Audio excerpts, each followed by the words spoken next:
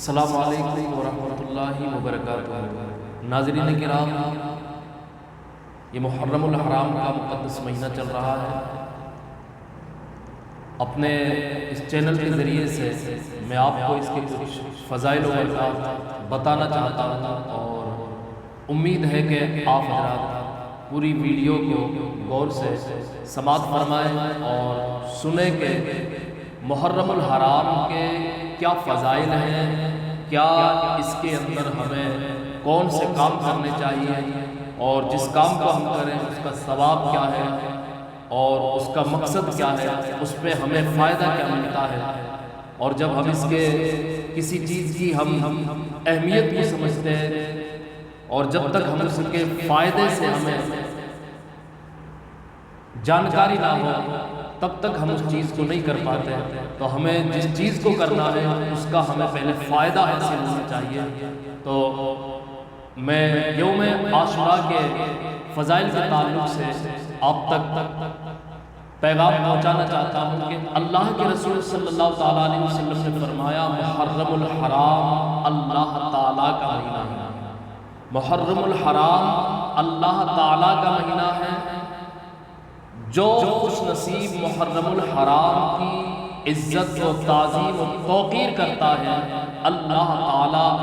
اسے قیامت کے دن جنت میں اسے عزت عطا فرمائے گا اور اسے دوزخ سے اس کو محفوظ رکھے گا۔ تو اسے پتہ چلا کہ ہم جو اس ماہ مبارک کا ادب کرتا ہے، اس کا احترام کرتا ہے، اس کی تعظیم کرتا ہے، اس میں روزے رکھتا ہے، اس میں قرآن مقدس کی تلاوت کرتا ہے، تو اللہ تعالیٰ پھر اسے انعام جو عطا فرماتا ہے، اپنے کرم سے جو اس بندے کو انعام دیتا ہے، تو وہ ہے اسے جو جزا ملتی ہے وہ جنت ہے، اور جنت میں پھر اسے عزت بھی عطا فرماتا ہے، اور پھر اس بندے کو اس ماہ مبارک کے ادب کی وجہ سے، احترام کی وجہ سے، تعظیم کی وجہ سے اللہ تعالیٰ اسے دوزخ سے محفوظ رکھتا ہے۔ اور میرے نبی کریم صلی اللہ تعالیٰ علیہ وسلم نے یہاں تک ارشاد فرمایا کہ جو انسان، جو مسلمان 10 محرم الحرام کو کم سے کم قرآن مقدس کی 10 آیات کی تلاوت فرماتا ہے، تو اللہ تعالیٰ اسے جو اس تلاوت پر جو ثواب عطا فرماتا ہے، اسے جو اس تلاوت پر جو اجر عطا فرماتا ہے اپنی بارگاہ سے، کہ جس نے 10 محرم کو کم سے کم 10 آیات قرآن کی تلاوت فرمائی، تو اللہ تعالیٰ اسے پوری سال قرآن مقدس کی تلاوت کرنے کا ثواب عطا فرماتا ہے۔ گویا اسے پوری سال قرآن مقدس کی تلاوت کرنے کا ثواب ملتا رہتا ہے۔ اور اس ماہ مبارک میں، اس محرم کے مہینے میں، عاشوراء کے دن جو ایک نیکی کرتا ہے، 10 محرم کو جو ایک نیکی کرتا ہے، اس نیکی کا ثواب اتنا بڑھا دیا جاتا ہے کہ میرے نبی فرماتے ہیں کہ ایک نیکی کا ثواب اللہ تعالیٰ اسے 10,000 نیکیوں کا ثواب عطا فرماتا ہے۔ آپ حضرات یہ چیزیں اپنے ذہن میں رکھیں کہ ایک ہم نیکی کریں، مثال کے طور پر ہم نے کسی کو پانی پلا دیا، مثال کے طور پر ہم نے کسی یتیم کے سر پر ہاتھ رکھ دیا، مثال کے طور پر ہم نے قرآن پڑھ کر اپنے مرحومین کے لیے پیش فرما دیا، تو اس کا ثواب ایک نیکی ہم نے کی، اللہ تعالیٰ ہمیں 10,000 نیکی عطا فرماتا ہے، 10,000 نیکیوں کا ثواب عطا فرماتا ہے۔ اور میرے کریم آقا صلی اللہ تعالیٰ علیہ وسلم نے ارشاد فرمایا، جو اس ماہ میں یعنی کہ 10 محرم کے دن جو روزہ رکھتا ہے، اللہ تعالیٰ اس کے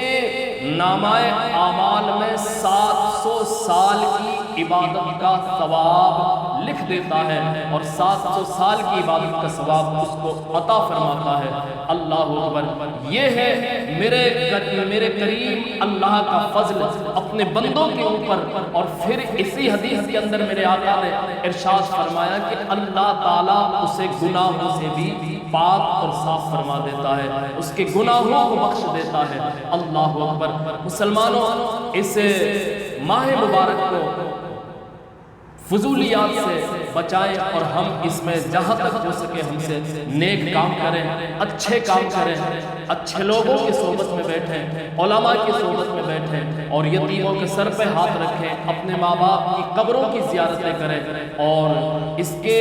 جو فضائل ہے کہ ہمیں قرآن کے تعلق سے پتہ چلا کہ قرآن پڑھنے پر ہمیں کیا ثواب ملتا ہے، اس میں روزہ رکھنے سے ہمیں کتنا ثواب ملتا ہے، ایک نیکی کرنے سے ہمیں کتنا ثواب ملتا ہے، اور اگر نماز کی بات کرتے ہیں ہمیں کتنا اجر رب کی بارگاہ سے ملتا ہے۔ اس کے جو فضائل و برکات ہے کہ ہمیں اس میں اور کیا کرنا ہے، انشاءاللہ تعالی آپ ہمارے چینل پر بنے رہیے گا،